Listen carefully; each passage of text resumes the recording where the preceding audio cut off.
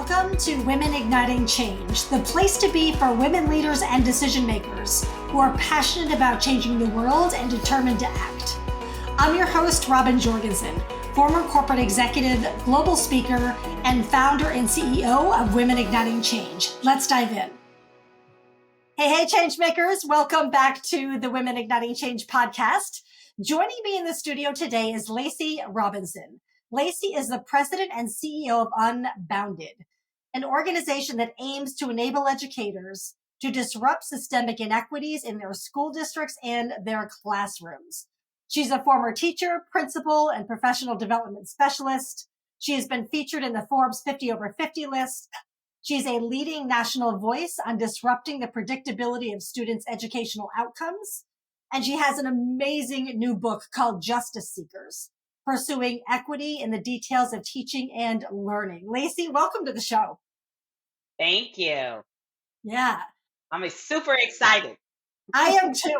We're going to dive in for our listeners. We're going to dive into the book a little bit later, and you can see it if you're watching this on YouTube. It's right behind Lacey's head. You can see what it looks like. So Lacey, share with our listeners a little bit more about your journey from being a teacher and a principal to becoming the president and CEO of UnboundED. Like, what inspired you to focus on literacy, equity, and school leadership? Yeah. Okay. So it really has a lot to do with my career track, right? Like I went into, first of all, I went into teaching because my mother insisted on it. When I was, Mom said yeah, so. yeah. When I applied to go to school, first of all, it was a miracle that I made it to college. I'm gonna be honest. My sister hates when I say this, but let's just say my GPA was not that high. Okay. And I got accepted to a HBCU, and my mother was like, well, tell me, what are you thinking about in terms of like your, what you're going to study? And I mean, I was like, well, I kind of want to be a weather girl. And she's like, I don't, you don't really like the outside. And I'm like, okay, I kind of want to be a newscaster. And she's like, yeah, you're not, what? Like, and I was like, well, okay, maybe I'll be a writer. And she's like, I need you to get a job that has like a 401k and like has like a retirement, like guarantees. And she's like, I really think you tell people what to do all the time. I really think you should be a teacher. And I was like, a teacher? And she's like, yeah, you love children. I worked at the library from the time I was in 5th grade till I graduated from high school. So I love books. Right. I loved reading. I loved reading to kids. And so she's like, I think you should be an elementary school teacher. So I was like, okay, I couldn't think of anything else. And I got in it. And all of a sudden, the moments as growing up where I was teaching somebody something was like ignited every day when I was in my classes. And so I thought I was going to teach 1st and 2nd grade for the rest of my life. And then I go and I do a residency program in Cincinnati, Ohio with the Marva Collins Preparatory School. If no one knows about Marva Collins, please look her up. She was a fierce mama bear that decided she had had enough with the experience her children were having in Chicago public schools. And she started her own really charter movement. And so by the time it evolved, she had Marva Collins Preparatory Schools around the United States. And I got to do my residency in one in Cincinnati, Ohio. By the way, I'm from Ohio. Shout out to Ohio. And I was blown away. Like I was blown away. I'd never seen that concentration of students of color being met with high expectations, right? Like I tell people, I walked in, I talk about it in the book. I walked in and this was a 2nd, 3rd grade class combined, and they were reading Animal Farm. Like, wow. Animal Farm. Like I didn't read Animal Farm until I was in 9th grade. And the level of discussion, was it different than when I had 9th grade? Kind of, but not really. They still talked about Lenin and Stalin. They still talked about the characters, but the teacher was making it relatable to where they lived and what they were going through in their neighborhood. Wow. Right? And like this justice thing went off in me. I cried, then I got mad, and then I got like, what is going on? Like, why can't all students everywhere, regardless of where they are, who they are, where they live, why aren't all teachers being prepped to do this? And so I think that was the beginning of my justice seeking. Yeah. And then it was a lot of very fortunate God experiences, right? Where he like put me in places and spaces with people that I had no idea who they were. And I was just bopping along, and all of a sudden now I'm working for the guru of reading and writing, you know? And even though I don't agree with her tactics now, I got front row seat to how Right. you make a movement in education, and how, if I'm being real honest, sometimes as educators, stuff is given over to us and it doesn't have no research or evidence backed by it. And we gulp it because this Right. nation doesn't pour enough into educators. Wow. So all of those experiences, the God circumstances led me to being in this position I'm in now. So, how has your educational experiences that you just talked about, how has that shaped your approach to leadership and advocacy for equity in education? Yes. So I would say, first and foremost, having been a teacher and being a part of a teaching core and feeling like there are moments where my voice didn't matter, my opinion didn't matter, or feeling like people were making decisions without asking us directly, or thinking about how those decisions, when they finally rolled down into the schoolhouse, into the classroom, what were they doing, not just to my students, but to me as a professional. And so in the back of my mind, and then moving to being a building leader, right? Being a middle school turnaround principal, now I'm sitting on the other side where I'm in a leadership position and I'm making decisions on behalf of teachers in the system, and recognizing that my supervisors were making decisions. The system was making decisions that weren't always the most updated, informed decisions, and did not lend itself to coming into my building to see how those decisions, like the impact of those decisions. And so for me, it all boiled down to truth telling, like being able to speak the truth to power. And so I feel like that's my superpower. I feel like I, as a leader, I, as a champion, I call myself a Jedi: justice, equity, diversity, inclusion. I know those are hot topics. Those are hot words right now. I feel like I've been a Jedi since the time, you know, I was standing up for Rochelle in fifth grade. Uh, but I feel like the truth telling is part of my leadership style, right? I feel like I can smell out when we're trying to not tell the truth. And it's almost like this antenna that I have, and it lowers my energy, my frequency when I can't stand in the truth. And here's the thing about telling the truth. You have to be able to listen, right? You got to be able to hear what people are saying in order to stand in the truth and to hear what their truth is. And so I feel like that is a big part of my leadership track. That is, hopefully my colleagues will tell you, yep, she said, she right. My org will tell you, I stand up all the time and say, let's tell the truth and shame the devil. Like, that's my tagline. But I think that that's a part of who I am, and the way that I lead, and the way that I think about how we show up in the edusphere to Yeah. service other teachers and leaders. Whew. All right, let's dive into this amazing new book. So, the new book, Justice Seekers, it emphasizes the importance of disrupting those systemic inequities in education. What motivated you to write this book, first of all? And what are some key insights and strategies that you hope educators come away with from reading it? Yeah. The motivation started years ago. I was working in a fairly large system in Maryland, and I was supporting elementary, early childhood teachers in reading and writing. And I witnessed a moment that kind of resonated in me. As I mentioned, I went to a HBCU. I got an opportunity to look at some historical markers. I got an opportunity to look at the effects of Brown versus Board of Education.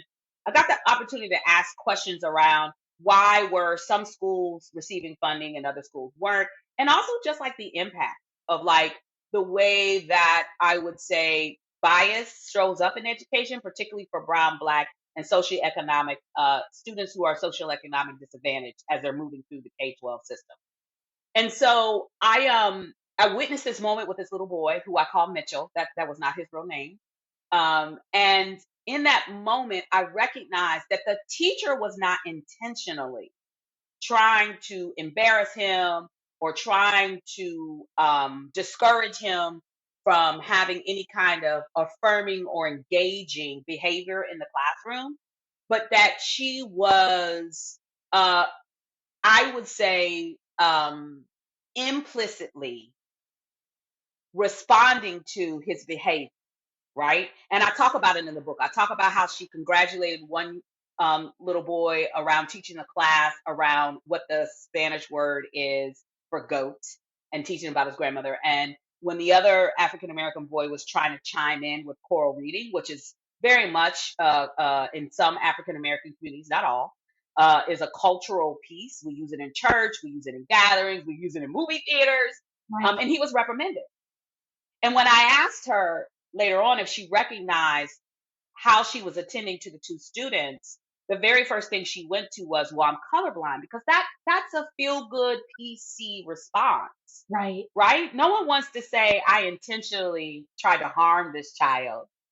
And so Justice Seekers was born out of that moment, trying to seek justice for not just that little boy, but for us as educators, and recognizing that what I was asking that teacher to recognize, I was not always aware of it myself. So me as a Black woman servicing brown and Black students, there were, and I talk about it in the book, certainly moments where I was implicitly enacting biasness and was not aware of. And so Justice Seekers bubbles up those moments. It places. I talk a lot about myself because I'm truth telling. But then it also tells us to consider what we use in Unbound Ed and Core, which is called our GLEAN framework. So, as an educator, to have moments in our lessons in our classrooms where we are constantly asking ourselves, is it grade level? Is it engaging? Is it affirming? Is it meaningful instruction? And using the GLEAN framework helps us center instruction, high quality instruction, and the materials that support it. It reminds us of all kids. Listen, we're born with this beautiful thing called a brain. And man, when it's put in the right environment, that thing takes off. It starts firing and growing and expanding. So, are we engaging students rigorously? Are we engaging them through their own cultural lens? Are we affirming them academically and affirming them interpersonally? And are we supporting them making meaning of what they're learning and how making meaning can help with the socio-political and advancement of their community, their city, and by God, our nation? So the GLEAN framework is situated within Justice Seekers because we just don't want to talk about the problem. We want to get to some resolutions as a community. Yeah, I love that. So let's dive in a little bit deeper into like that example that you just gave with the teacher and with Mitchell. What are some of the most overlooked factors or details in teaching and learning that contribute to systemic inequalities in education? What are some of those Yeah. overlooked factors that they're either unconscious or they're not aware of it or they don't want to look at it? What are some of those? Well, I think it all boils back to what I say all the time. Teachers aren't magical beings. They don't walk into the classroom with dust that they sprinkle around, and all of a sudden, all the kids are learning how to read, write, and do math and have science inquiry. Teachers need, like every profession, right? A high quality professional development that supports them in their career trajectory. Mhm. When you look at the teaching profession, there's an assumption made. You graduate from either your alternative or what we would say our historical educational track, and you go into the school system, and the school system will provide you professional development around the latest and greatest, but they're not necessarily giving you professional development around pedagogy, Right. content knowledge, and cultural inferencing that supports the building of climate and culture in your classroom and your school. And so it starts with that. It starts with us creating environments where educators can say, you know what, I've never thought about how my students' individual cultural inferencing can be used as a tool and a Mhm. strategy in their learning. Yeah. Or I've never thought about how my students who are bilingual, who have a home language, how I may not be giving messages that is an asset, Right. right? When you think about the way bilingual students enter into certainly our early childhood and elementary school systems, oftentimes them being multilingual learners is looked upon as a deficit, you Right. know? And then you reach middle school, and the first thing they say to you is, pick another language. And it's like, wait a minute. But as educators, we're not given oftentimes enough tools, strategies, and opportunities to Yeah. discuss how those concepts and ways of being play out in our classroom. So that's what I think the missing link is. Yeah, those are beautiful. Thank you for giving us those. So let's take that to the next level. So those are some of the overlooked factors. What are some of the common challenges that educators face in promoting equity in teaching and learning? And how are they trying to overcome those? I mean, I think I would be remiss if I didn't say in our current political climate, because of the way that we've evolved around communication and marketing, right? People have been able to use that word equity, diversity, inclusion, and make it into, give it a negative connotation. And it's funny to me because we live in a nation. I mean, I used to live in New York City, right? I used to pass the Statue of Liberty all the time. And what does she say? She like it's a symbol to for everyone to come into this nation. The very concept of these United States is around the amalgamation of different cultures and languages. It's who we are. And I think it's just absurd that we live in a moment where you have a public school educator who is working in a school community in which there is a variant of global majority. There is a variant of cultures and people, and you're actually asking them to ignore that. Like, it doesn't even make sense. That's like, I just I got don't know. chills That's when like you said that. Yeah. Oof. it's literally asking us to be invisible to who human beings are. And so I think that in this political climate, teachers have been used as pawns, as tools. I think teachers, rather than regarding them as beyond noble beings, because they're not missionary workers. So let's get this out. Right. They need to be paid an amount that can help them sustain who they are, their family, and Yeah. quite honestly, like the other professions that we look at, that's number one. They need to be considered professionals in a way that we consider other professionals like engineers, doctors, electricians, that they need a constant progress around their professional development. They need career trajectory counseling. Like, do you think I just want to be a kindergarten teacher for the rest of my life? Maybe I want to be a math specialist. Hmm. It's like I talk all the time about us as a nation moving the way we think about educators in this country.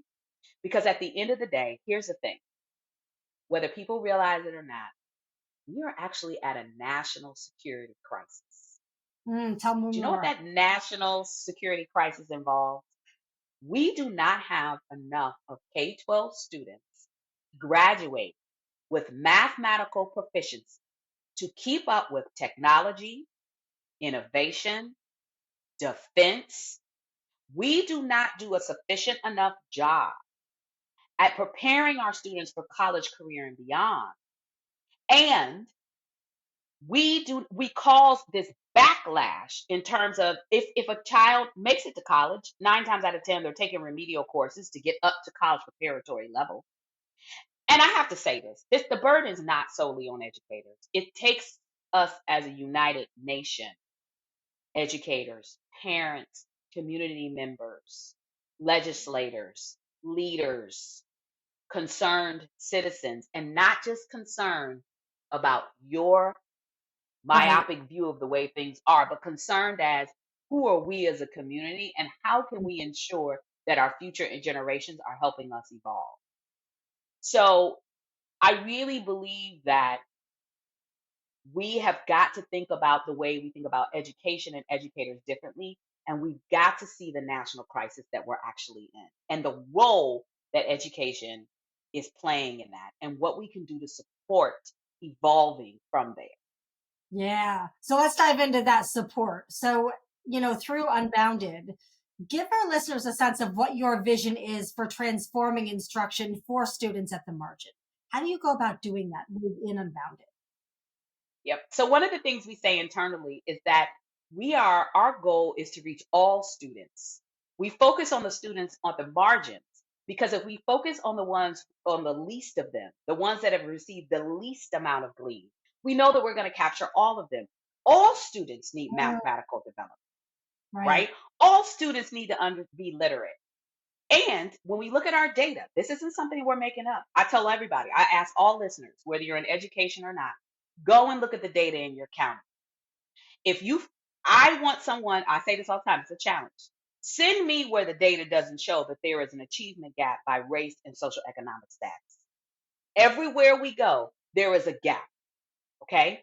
And I believe in internally at Unbound Ed, we focus on those students so that we can capture all students. And we do what I always wanted to be done when I was an educator.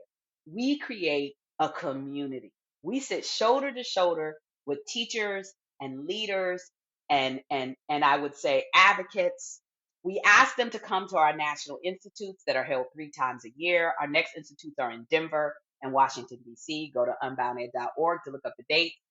We asked them to sit shoulder and shoulders with us in terms of our science of reading work on our course side, where they are working fervently to support teachers through online training. We have a new program that's, well, it's not new, it's revised. It's called OLA, the Online Language and Literacy Academy, as well as we support in-house. We also support on the course side curriculum when systems are adopting curriculum and they want to become experts around it. We do that curriculum adoption work with them. We work on math and ELA. On the Unbound Ed side, we have a math leadership cohort. We have a regular leadership cohort. We have a bountiful products and programs that support individual teachers, schools, school systems, and states. And so it's about building what I call our community in the edusphere Yeah. and knowing and wanting educators and leaders to know that you are not alone. We are here to support you, to walk with you, because together, honestly, educators can pretty much do anything. We're not magical beings, but as a collective community, you better watch out. Yeah, I love that you are looking at that. It's a 360-degree lens of what's required in order to serve these incredible kids. So I love that Yes, you're building a brand new ecosystem that has all of those facets. That's incredible. So let's switch yes. over to positive for a little bit. In your opinion, what are some of the promising trends or innovations in education right now that have that potential to drive meaningful progress toward equity and justice?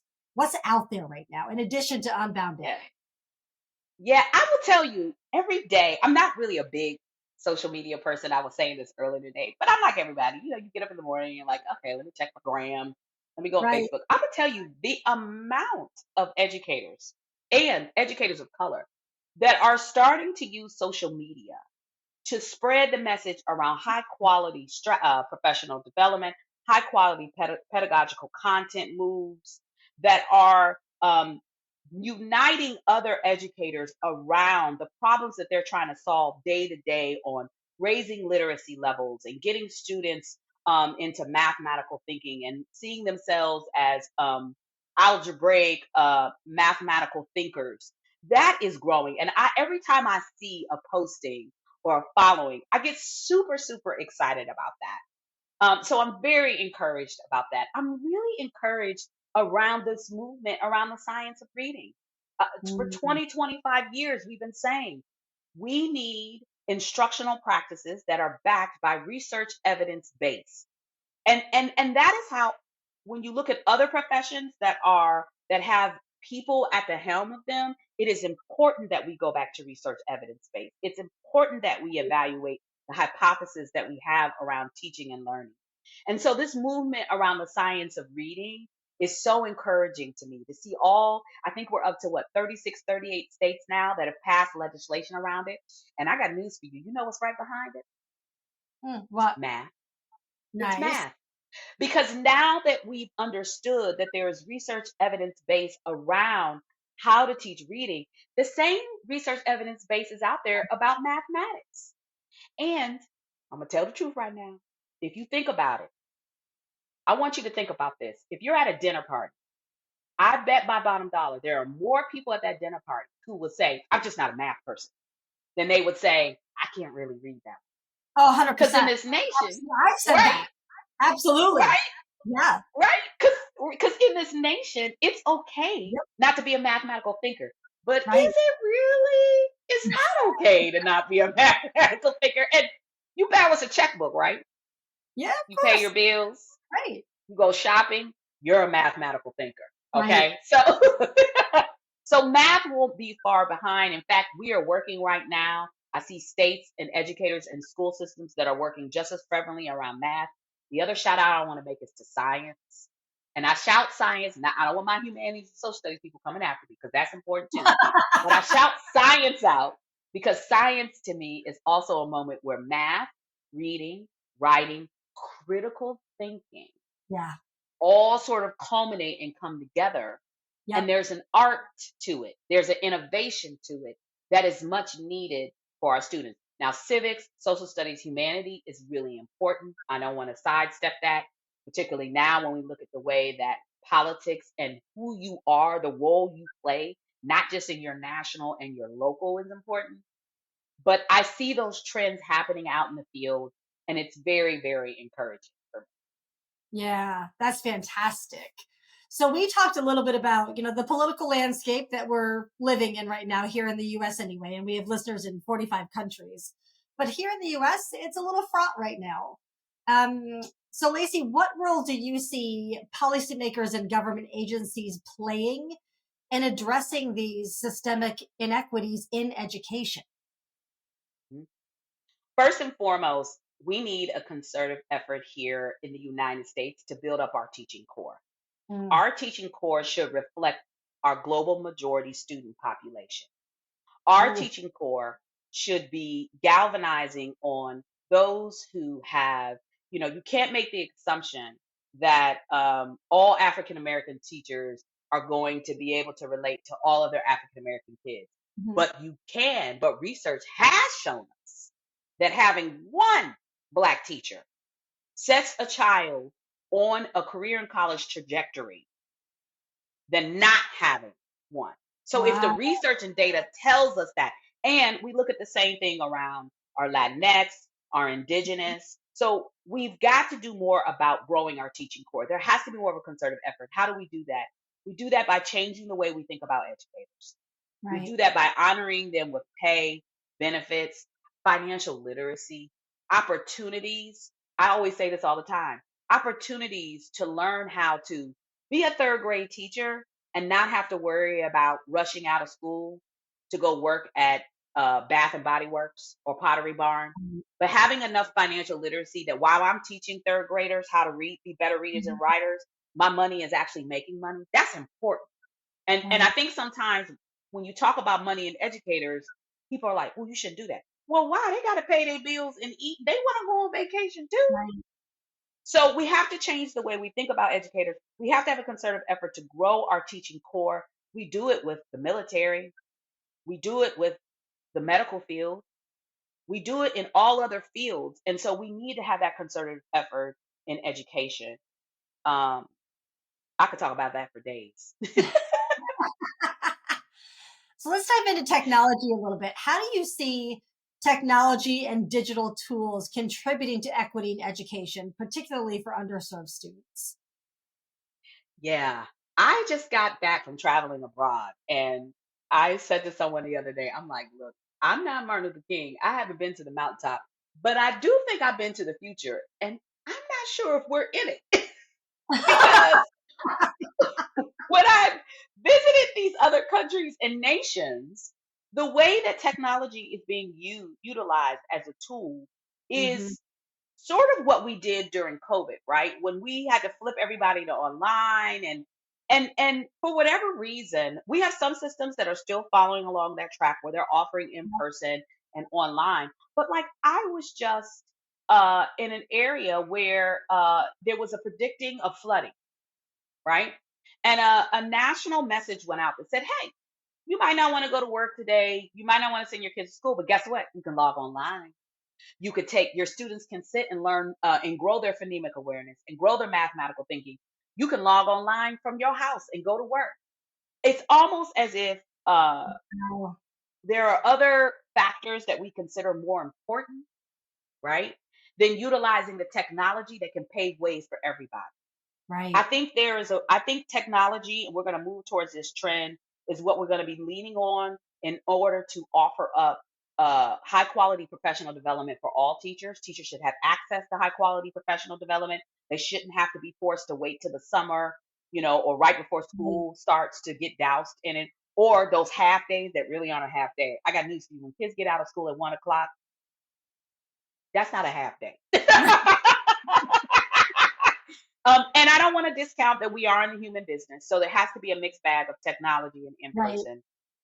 I think AI is a wonderful tool.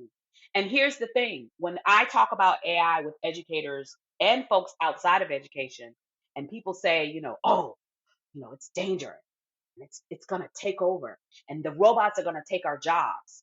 Well, I actually had a conversation with a robot a couple days ago, and the robot informed me.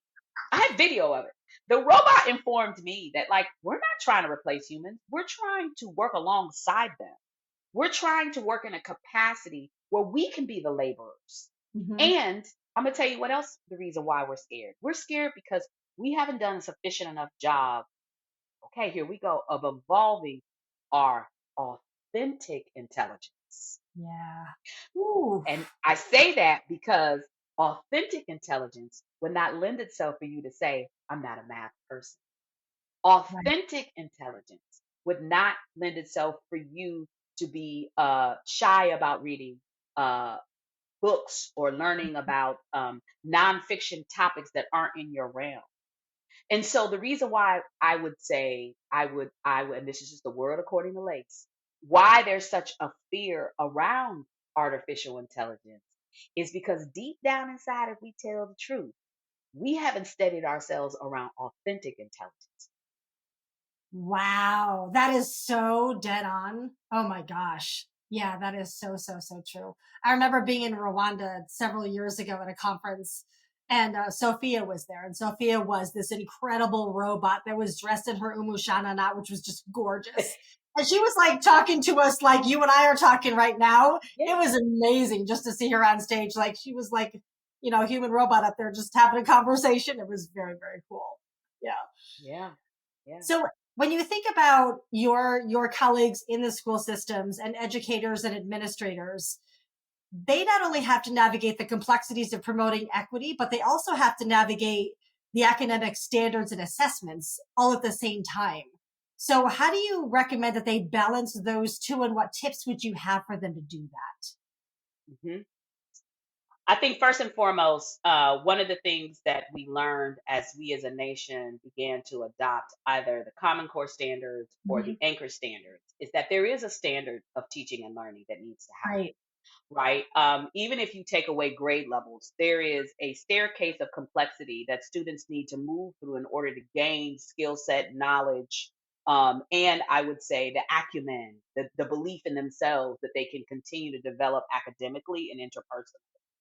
And so I always tell teachers that, yes, our assessments aren't always aligned.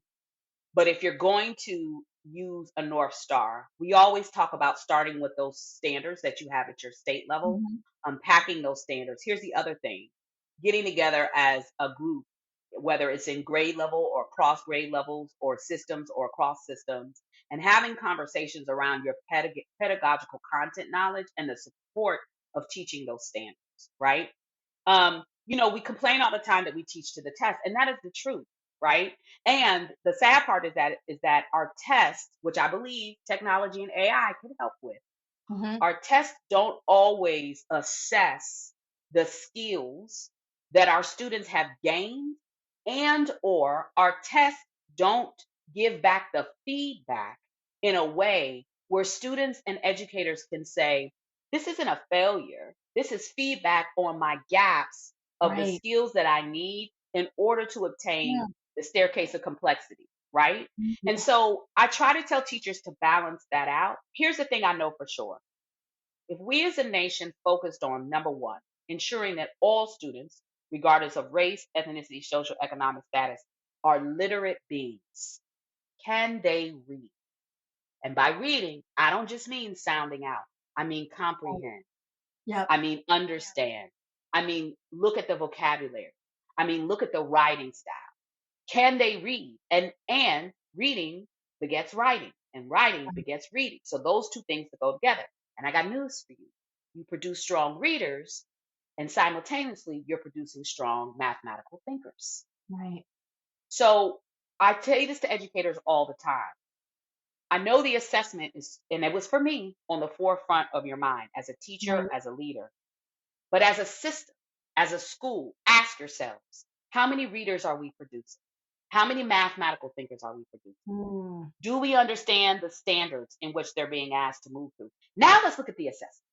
What is this Right. assessment asking our students to do?